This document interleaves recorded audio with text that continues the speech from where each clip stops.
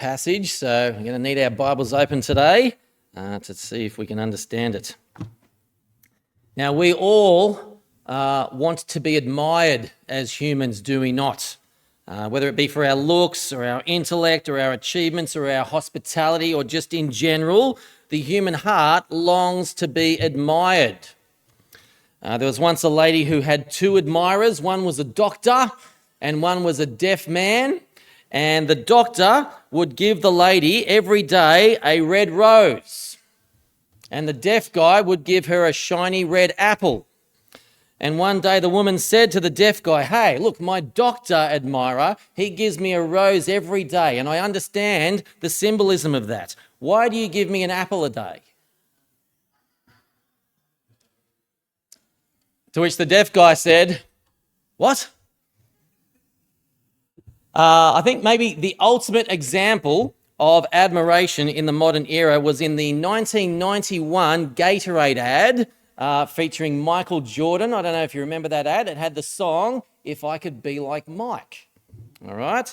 And it became one of the most famous catchphrases of the time. People around the globe singing, "If I Could Be Like Mike." Imagine how that would have made Jordan feel, having millions of people admiring him so much that they just want to be like him.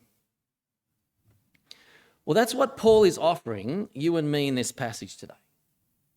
He's offering Christians the opportunity to be so admired that, like, even angels will say, "Check out that guy or that girl."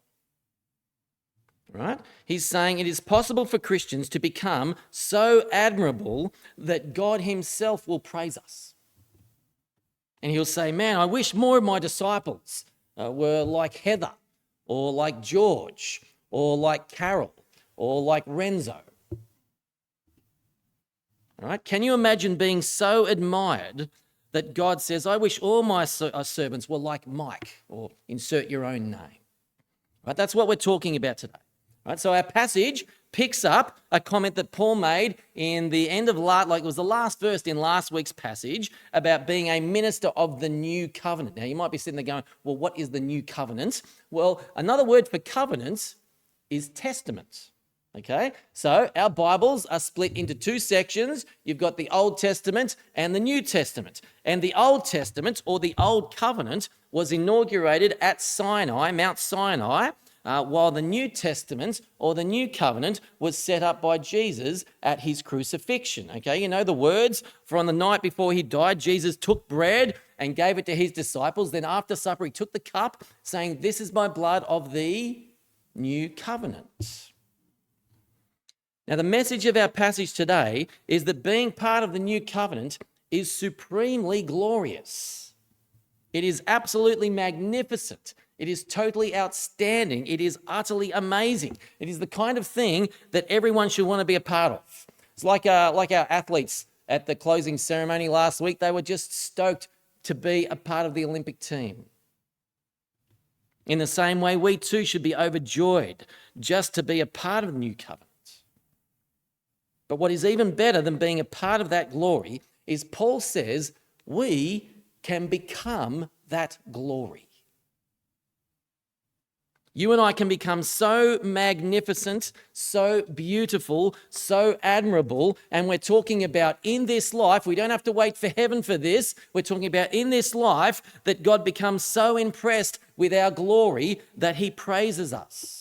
Now, if you don't think that's possible, let me read to you one verse. This is Romans 2:29, if you want to look it up some other time.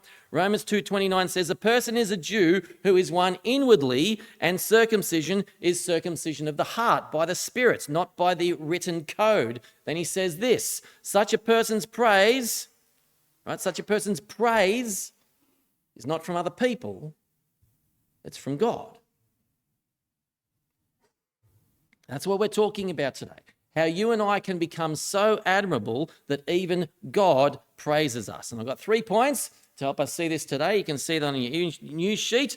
How are we going to achieve this ever-increasing glory? That's what Paul calls it in verse 18. So we're going to begin by seeing that the new covenant is vastly more glorious than the old covenant, which I've titled Being a Part of the Greater Glory. That's verses 7 to 11. We'll then see what benefits come with being part of the new covenant, which I've titled Enjoying the Freedom of that greater glory, verses 12 to 17. We'll then conclude with our application, which is titled Being Transformed into that Glory, verse 18.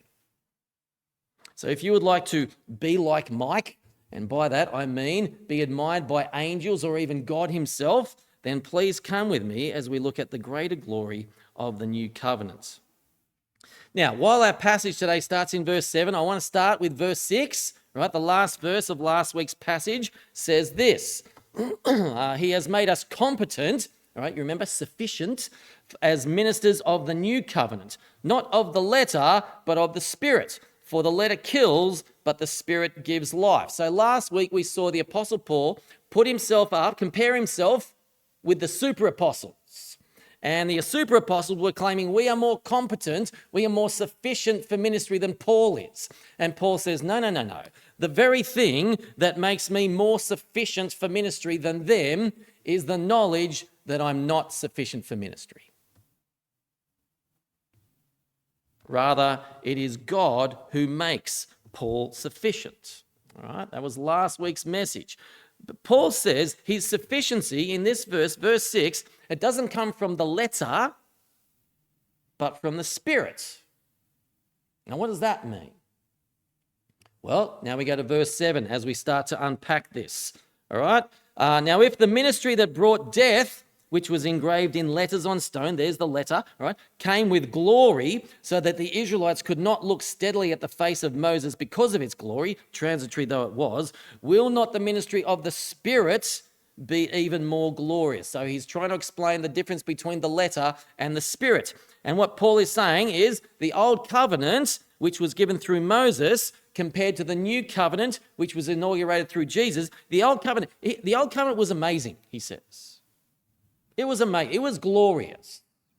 I don't know if you remember that old movie, that Charlton Heston movie, The 10 Commandments. It was an enormous movie, and it had a pretty good depiction of the glory of the old covenant.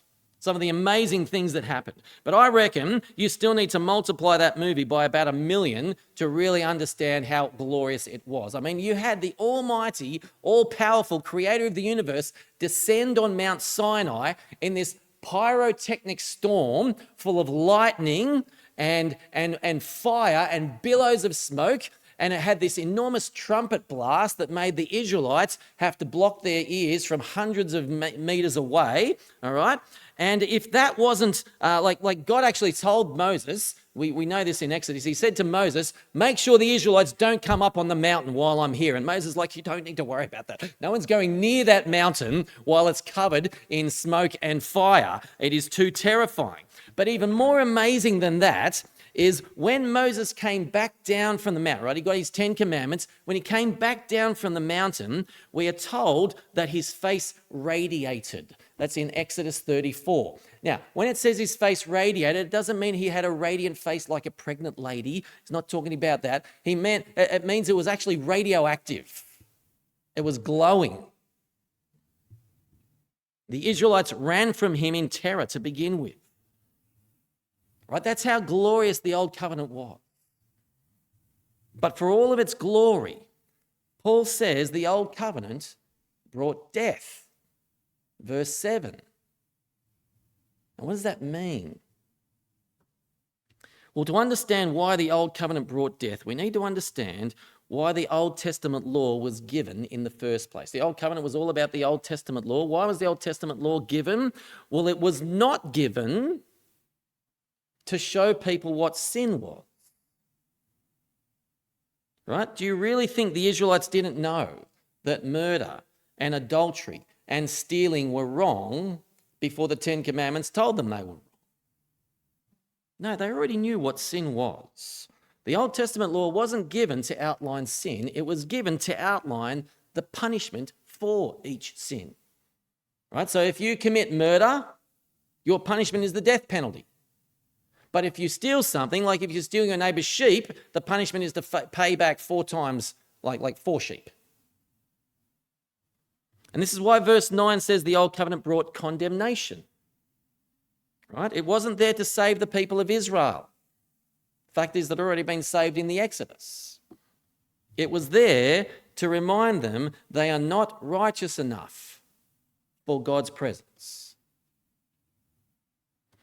And this is why the new covenant is more glorious than the old. In fact, verse 10 says the old covenant has no glory left when you put it up against the new covenant glory. It's like a light globe. If you put a light globe in a dark room, turn it on, it will light up the room beautifully. A light globe has glory. It has brightness. It has magnificence.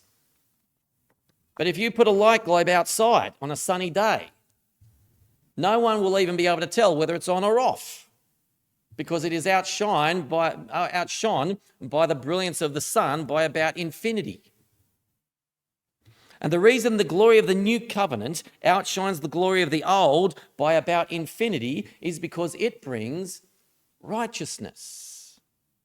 Verse 9, right? Condemnation, old covenant, righteousness, new covenant. Now, how does it bring righteousness? Well, as our regulars will have heard many times over, when Jesus died on the cross, he didn't just take all of our sin and put it into his spiritual bank account. He took all of his perfect righteousness and put it into our spiritual bank account. Right? So when God looks at Christians now, he needs to put sunnies on, because we shine with the righteousness of Jesus. We shine with the glory of Jesus. So yes, the old covenant was glorious, but it brought death, verse 7, condemnation, verse 9, and it came to an end when Jesus arrived. Verse 11, the new covenant, by comparison, is infinitely more glorious because it brings the Spirit, which we're going to look at in a second. It brings the righteousness, verse 9, and it goes on for eternity. Verse 11. Brothers and sisters, you do not want to miss out on something that amazing, that glorious. Right? You want to be a part of that. So, the new covenant brings righteousness, Jesus' perfect righteousness, whereas the old covenant brought condemnation. All right? Paul then goes on to explain the benefits of the new covenant in verses 12 to 17. And he begins with hope. Have a look at verse 12. Therefore, since we have such a hope, we are very bold. All right? When Christians understand the glory that they already possess, what is that? Jesus' perfect righteousness. But coupled with that, we have the glory that is to come in heaven. We want others to enjoy what we're having, don't we? So we are very bold in telling people about Jesus. Benefit number 2 is the veil is removed. What does this mean? We'll have a look at verse 13. We are not like Moses, who would put a veil over his face to prevent the Israelites from seeing the end of what was passing away. Now, Paul is talking about an incident from Exodus 34 here. You can go back and read it. Like it's the whole thing is 32 to 34, but in chapter 34, we're told that Moses, when he came down from the mountain, his face was radiant, radioactive. And so what they did was they put a veil over Moses' face to stop scaring the Israelites half to death.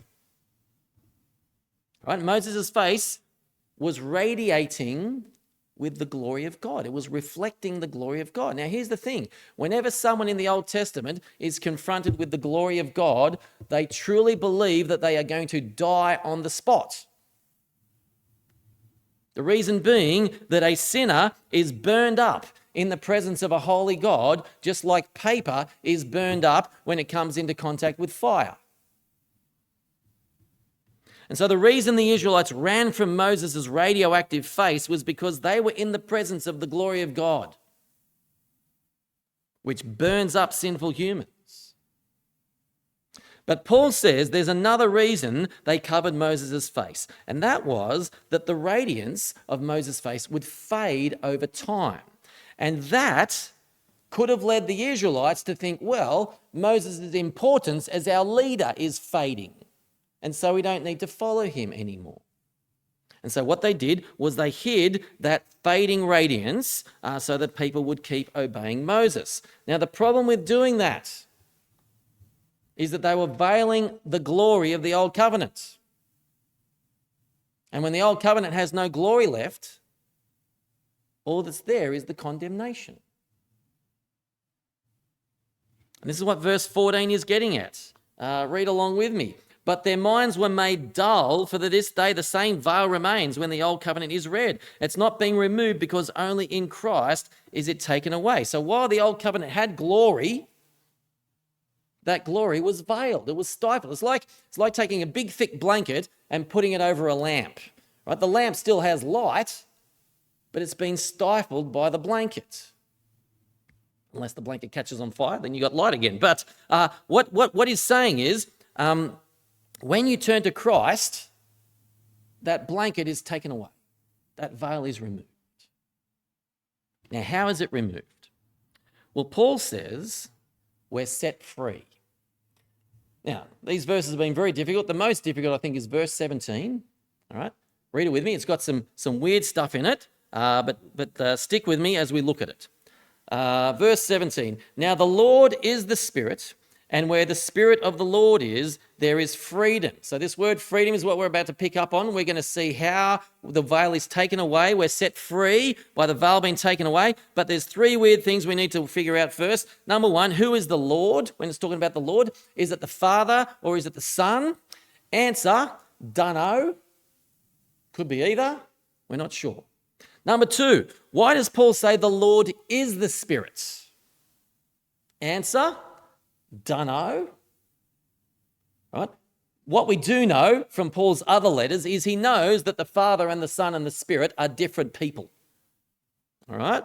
So our best guess with this verse is he's emphasizing how close the three persons of the Trinity are. Yes, the Father and the Son and the Spirit are different, but when the Son wants something, they're so closely related. When the Son wants something, the Spirit is going to want the exact same thing. So we think that's what he's getting at here. But thirdly, what is this freedom that the Spirit brings that takes away the veil, that gives us the full glory? Well, the opposite of freedom is slavery, isn't it? And that's what the old covenant brought. It brought slavery. So John Piper has a great explanation of this.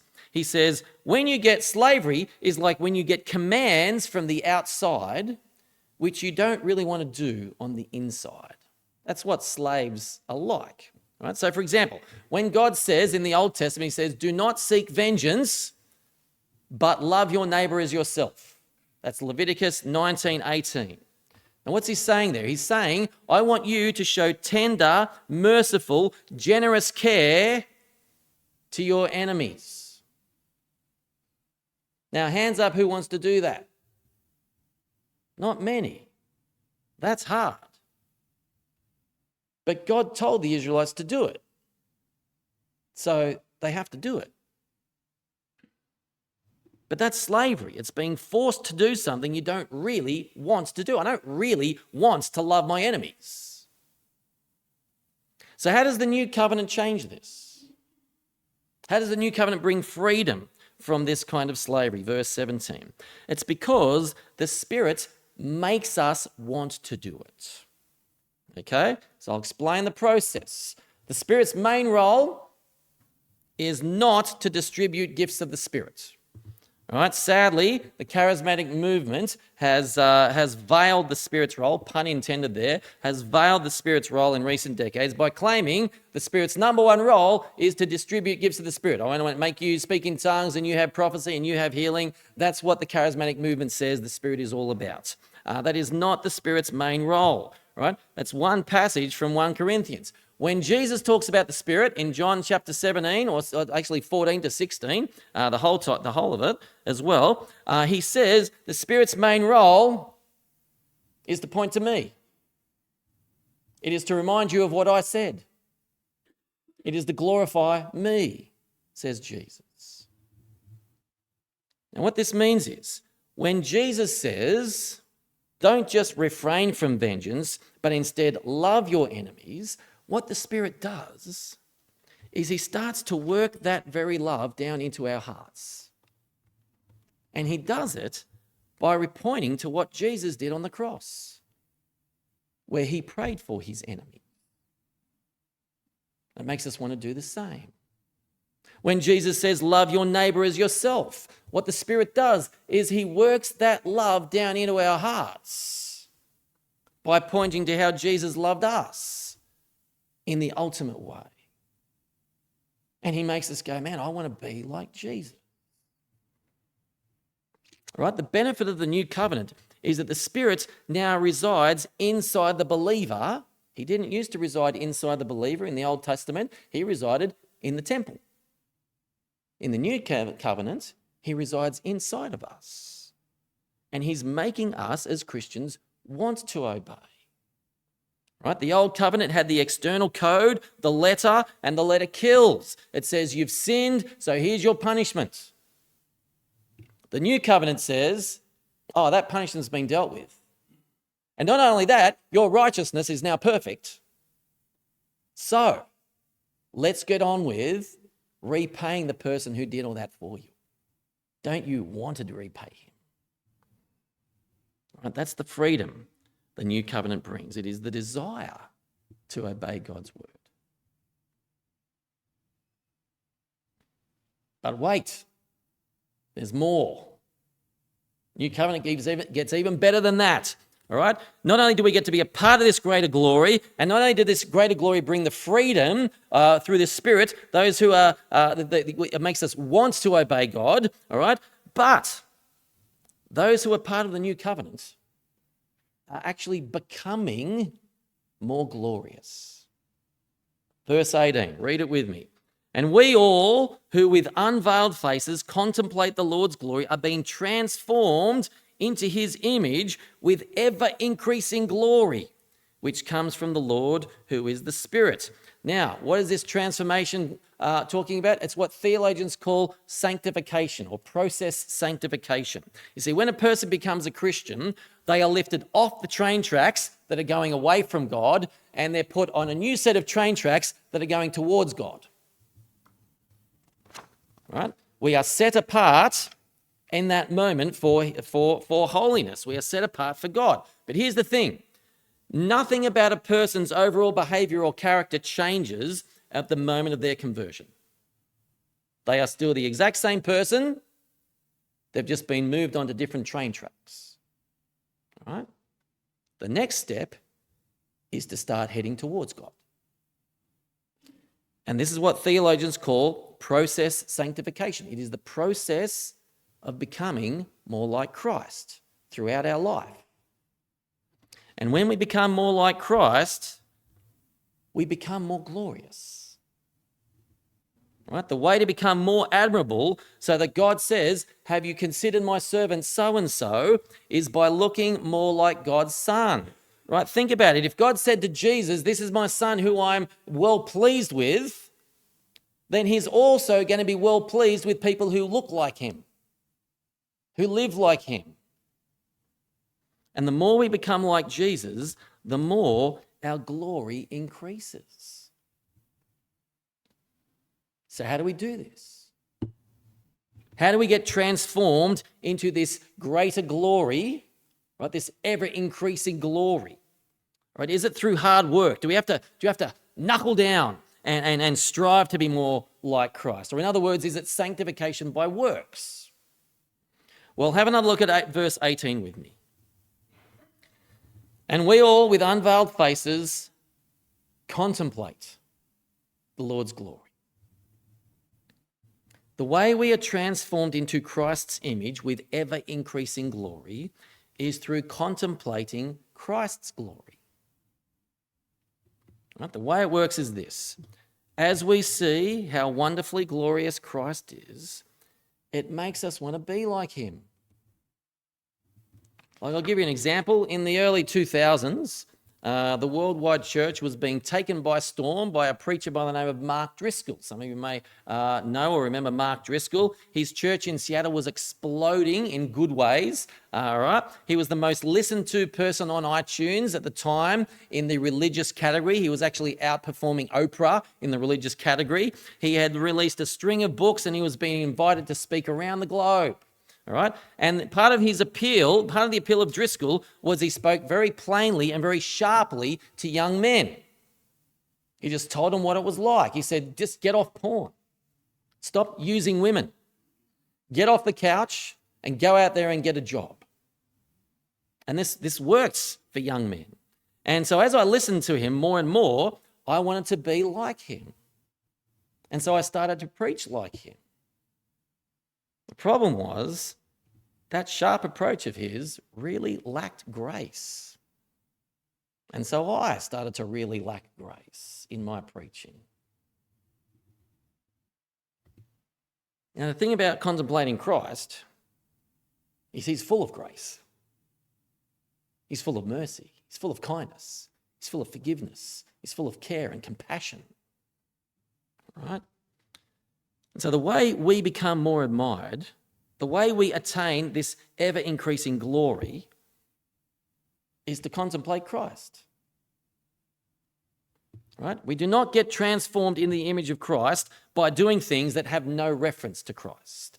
You will not get transformed into the image of Christ by sitting on the couch playing video games or sitting on the dining room table scrolling through social media. Now, there's nothing wrong with these kinds of things. There's nothing wrong with watching TV. There's nothing wrong with catching up with friends. There's nothing wrong with playing sport. But that's not what verse 18 is talking about. The way we are transformed into ever-increasing glory is by contemplating, thinking about, meditating on Christ. And so here's our application. Let's do that. Let's spend time to think about Jesus, right? I'll give you an example. When we contemplate how Jesus never sought vengeance in his whole life.